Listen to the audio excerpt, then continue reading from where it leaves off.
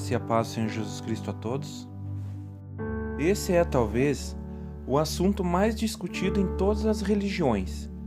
Muitas pessoas se sentem frustradas em suas denominações porque pastores os apontam como ladrões de Deus, quando os mesmos não conseguem dizimar. Vamos falar sobre dízimo. Porque esse assunto é o mais constrangedor para muitas pessoas durante os cultos? Você sabia que muitos cristãos deixam de ir às suas igrejas porque não conseguem romper nessa área da sua caminhada cristã? Você sabia que muitos cristãos nem ao menos sabem o que é o dízimo ou para que Deus instituiu o dízimo? A primeira vez que é mencionado o dízimo na Bíblia é em Gênesis capítulo 14, versículo 20, que diz que Abraão deu o dízimo de tudo ao rei de Salém, Melquisedeque, que era sacerdote do Deus Altíssimo. Mas a pergunta é, dízimo do que Abraão deu ao Melquisedeque? Veja só, havia um costume naquela época de quando havia guerras entre duas nações, a nação vencedora tomava para si todos os espólios da guerra, chamado na Bíblia de despojos, ou seja, todas as riquezas da nação perdedora. Leia o capítulo 14 todo e você vai entender. Nesse capítulo acontece uma grande guerra de 4 reinos contra 5, e Sodoma era uma das nações que foram derrotadas. Os reinos vencedores tomaram de Sodoma todas as suas riquezas e escravizaram todos os sobreviventes e os levaram. E entre eles estava Ló, sobrinho de Abraão. Quando Abraão soube da captura de Ló, chamou seus servos e perseguiu os exércitos e os derrotou milagrosamente, tomando de volta Ló e sua família, todos os prisioneiros e todas as riquezas pertencentes a Sodoma. Sabendo da vitória de Abraão sobre os exércitos que derrotaram o rei de Sodoma, o próprio rei de Sodoma, que havia fugido, foi ao encontro de Abraão, no vale chamado Savé, o Vale do Rei. E ali foi também Melquisedeque, rei de Salém, que também era sacerdote de Deus, para abençoar a Abraão por sua grandiosa vitória sobre o inimigo. Quando os três se reuniram no vale, Abraão honra ao rei Melquisedeque com 10% das riquezas que pertenciam ao rei de Sodoma e devolve ao rei de Sodoma todas as suas riquezas, que queria dá-lo a Abraão, mas este não aceitou, para que o rei de Sodoma não se engrandecesse dizendo: eu enriqueci a Abraão, pedindo que o rei de Sodoma desse apenas a porção que pertencia aos seus amigos Aner, Escol e Manre. Hebreus capítulo 7 nos fala da grandeza de Melquisedeque, ao qual o patriarca Abraão deu seus dízimos. Era costume na antiguidade dar dízimos dos despojos aos reis, às pessoas importantes e até aos ídolos, e o restante era dividido entre os soldados ou as famílias dentre o povo. Hebreus capítulo 7, no versículo 4, diz o seguinte: considerai, pois, quão grande era este, a quem até o patriarca Abraão deu os dízimos dos despojos. Amém? Mais tarde, Jacó, abençoado por seu pai Isaque, que o Deus Todo-Poderoso lhe desse todas as bênçãos de Abraão e todas as terras de Abraão em herança, foi à terra de Harã buscar uma esposa entre os da sua família. Quando deitou-se para descansar e sonhou com uma escada cujo topo tocava os céus, e os anjos de Deus subiam e desciam por ela, e o próprio Deus estava em seu topo, e confirmou a aliança e as bênçãos de Abraão sobre a vida de Jacó, que através dele viria o Messias, e que Deus o guardaria por onde quer que Jacó fosse. Então Jacó faz um voto com Deus dizendo: se Deus for comigo e me guardar nesta viagem que faço, e me der pão para comer e vestes para vestir, e eu em paz tornar a casa de meu pai, o Senhor será o meu Deus, e esta pedra que tenho posto por coluna será a casa de Deus, e de tudo quanto me deres, certamente te darei o dízimo. Jacó disse em seu voto: a partir deste dia, o Senhor será o meu Deus, e de tudo que me deres, te darei 10%. Como quem diz: o Senhor é o meu Deus, o Senhor é o meu rei, o Senhor é o mais importante, e de tudo o que eu receber, te darei o dízimo. Um tempo depois, quando Jacó já havia se casado, já tinha seus filhos, seus servos e riquezas, voltando para a casa de seu pai, encontrou-se face a face com Deus, com quem lutou toda a madrugada até receber a sua bênção, e passou a ser conhecido como Israel, o pai do povo de Israel. Jacó estendeu suas tendas nas terras de Siquém, e levantou ali um altar, e chamou pela primeira vez a Deus de Deus de Israel, ou o Deus do povo de Israel.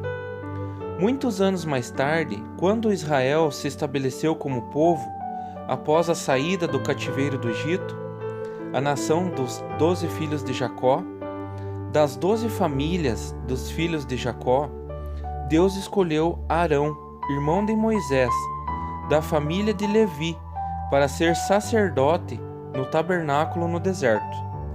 E separou esta família de Levi para serem uma família de sacerdotes e cuidarem de todos os trabalhos do tabernáculo 24 horas por dia. Esses são os levitas. Porém, como essa família de Levi foi separada para o tabernáculo, Deus não os deu herança nenhuma, pois habitaram onde Deus escolhesse para ali habitar. Disse também o Senhor a Arão: na sua terra possessão nenhuma terás, e no meio deles nenhuma parte terás. Eu sou a tua parte e a tua herança no meio dos filhos de Israel. E eis que os filhos de Levi tenho dado todos os dízimos em Israel por herança, pelo seu ministério que exercem, o ministério da tenda da congregação. Amém? Então Deus, do voto feito por Jacó, que disse: de tudo o que me deres, te darei o dízimo, tomou do voto de Jacó, que é Israel, o povo de Israel, e disse: porque os dízimos dos filhos de Israel, que oferecem ao Senhor, em oferta alçada, tenho dado por herança aos levitas, porquanto eu lhes disse: no meio dos filhos de Israel, nenhuma herança herdareis. Amém?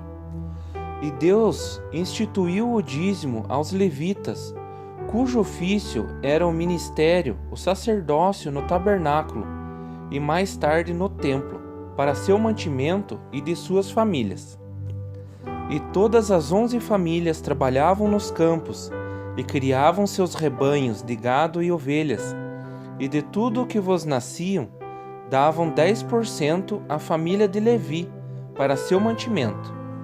E até mesmo os levitas, que tomavam dos dízimos do povo, tiravam desses dízimos 10% ao Senhor, e assim alimentavam os órfãos e as viúvas. Muitos anos mais tarde, veio o Messias prometido, Jesus o Cristo, o qual mudou todas as coisas por seu sacrifício na cruz. Hebreus 9, dos versículos 11 ao 15. Mas vindo Cristo, o sumo sacerdote dos bens futuros, por um maior e mais perfeito tabernáculo, não feito por mãos, isto é, não desta criação, nem por sangue de bodes e bezerros, mas por seu próprio sangue, entrou uma vez no santuário, havendo efetuado uma eterna redenção. Porque se o sangue de touros e bodes e a cinza de uma novilha, asparzida sobre os imundos, os santificavam quanto à purificação da carne, quanto mais o sangue de Cristo, que pelo Espírito Eterno se ofereceu a si mesmo, imaculado a Deus, purificará a vossa consciência das obras mortas, para servirdes ao Deus vivo? E por isso é mediador de um novo testamento, para que, intervindo a morte para a remissão das transgressões que haviam debaixo do primeiro testamento, os chamados recebam a promessa da herança eterna. Amém? Jesus se ofereceu como sacrifício, como Cordeiro imaculado, para nos purificar e nos tirar das velhas leis, das obras mortas e rituais, a quem ninguém podia dar salvação, para que servíssemos ao Deus vivo, que pode nos dar a vida eterna. Porque Cristo não entrou num santuário feito por mãos, figura do verdadeiro, porém no mesmo céu, para agora comparecer por nós perante a face de Deus. Cristo entrou no verdadeiro tabernáculo, nos céus, e se tornou o único e suficiente sacerdote, ao qual o tabernáculo e sacerdócio de Arão era apenas uma figura, um modelo do verdadeiro.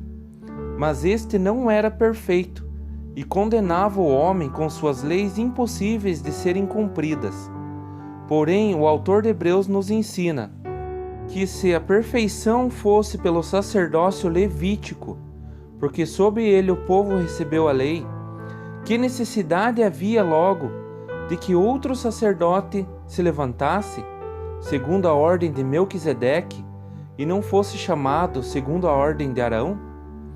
Porque, mudando-se o sacerdócio, necessariamente se faz também mudança da lei. Jesus substituiu o sacerdócio terreno, sendo assim necessário também mudar as leis. Porque o fim da lei é Cristo, para a justiça de todo aquele que crê. Porém, a lei chegou ao seu fim, quando Cristo cumpriu o seu propósito, morrendo na cruz, ressuscitando dos mortos e subindo aos céus. Ora, a suma do que temos dito é que temos um sumo sacerdote tal que está sentado nos céus à destra do trono da majestade, ministro do santuário e do verdadeiro tabernáculo, o qual o Senhor fundou, e não o homem. Por isso, irmãos, no Antigo Testamento, a lei exigia o dízimo de tudo, para mantimento dos levitas, dos órfãos e das viúvas. No Novo Testamento, apenas ofertas eram pedidas ao povo, conforme a prosperidade de cada um. Paulo diz aos Coríntios: Ora, quanto à coleta que se faz para os santos, fazei vós também o mesmo que ordenei às igrejas da Galácia. No primeiro dia da semana, cada um de vós ponha à parte o que puder ajuntar, conforme a sua prosperidade. Amém? Segundo a sua prosperidade, contribua segundo o que propôs no seu coração, conforme a sua colheita. Cada um contribua segundo propôs no seu coração, não com tristeza ou por necessidade, porque Deus ama ao que dá com alegria. Mas por que segundo proposto pelo seu coração? Para igualdade. Neste tempo presente, a vossa abundância supra a falta dos outros, para que também a sua abundância supra a vossa falta, e haja igualdade. Aquele que semeia pouco, colheria pouco, mas o que semeia em abundância, colheria em abundância, e assim a abundância supriria aqueles que tinham falta, ou seja, os pobres, as viúvas e os órfãos. E o que a Igreja de Cristo fazia? Todos os que criam no Evangelho, estavam juntos e tinham tudo em comum, vendiam suas propriedades e fazendas, e repartiam com todos, segundo cada um tinha necessidade. Amém? E em todos eles havia abundante graça, não havia, pois, entre eles necessitado algum, porque todos os que possuíam herdades ou casas, vendendo-as, traziam o preço do que fora vendido e o depositavam aos pés dos apóstolos, e repartia-se a cada um segundo a necessidade que cada um tinha. Amém? Então nós vemos, no Antigo Testamento, no judaísmo, os dízimos supriam as necessidades dos levitas, dos pobres, das viúvas e dos órfãos. E no Novo Testamento, no cristianismo, as ofertas voluntárias suprem as necessidades dos pobres, das viúvas e dos órfãos. Os apóstolos não recebiam nada para si das ofertas, mas distribuíam sempre aos necessitados. Nunca construíram uma igreja ou um prédio, pois onde se reuniam, de casa em casa, ali era a igreja. Eles eram a igreja. Os fariseus daquela época continuaram dizimando até que o templo fosse destruído no ano 70 depois de Cristo, o qual permanece assim até hoje. Mas o próprio Jesus os repreendeu dizendo: Ai de vós, doutores da lei, que carregais os homens com cargas difíceis de transportar, e vós mesmos, nem ainda com um dos vossos dedos, tocai nessas cargas. E também disse: Mas ai de vós, escribas e fariseus hipócritas, pois que fechais aos homens o reino dos céus, e nem vós entrais, e nem deixais entrar aos que estão entrando. Jesus também disse: Este povo honra-me com os lábios, mas o seu coração está longe de mim. Em vão, porém, me honram, ensinando doutrinas que são mandamento de homens. Bem invalidais o mandamento de Deus para guardardes as vossas tradições. Amém? E para terminar, Pedro nos ensina em sua segunda carta, no capítulo 2, do versículo 1 ao 3, que diz: E também houve entre o povo falsos profetas, como entre vós haverá também falsos doutores, que introduzirão encobertamente heresias de perdição, e negarão o Senhor que os resgatou, trazendo sobre si mesmos repentina perdição. E muitos seguirão as suas dissoluções, pelos quais será blasfemado o caminho da verdade. E por avareza farão de vós negócio, com palavras fingidas, sobre os quais já de largo tempo não será tardia a sentença, e a sua perdição não dormita. Amém? Paulo também nos ensina em Gálatas capítulo 5, no versículo 1: Estais, pois, firmes na liberdade com que Cristo vos libertou, e não torneis a meter-vos debaixo do jugo da servidão. Amém, irmãos? Conhecereis a verdade, e a verdade vos libertará. Não façamos da morte de Cristo na cruz em vão. A minha oração é para que você receba essa palavra e medite nela, que ela fique guardada em seu coração. Que Deus o abençoe, em nome do Senhor Jesus.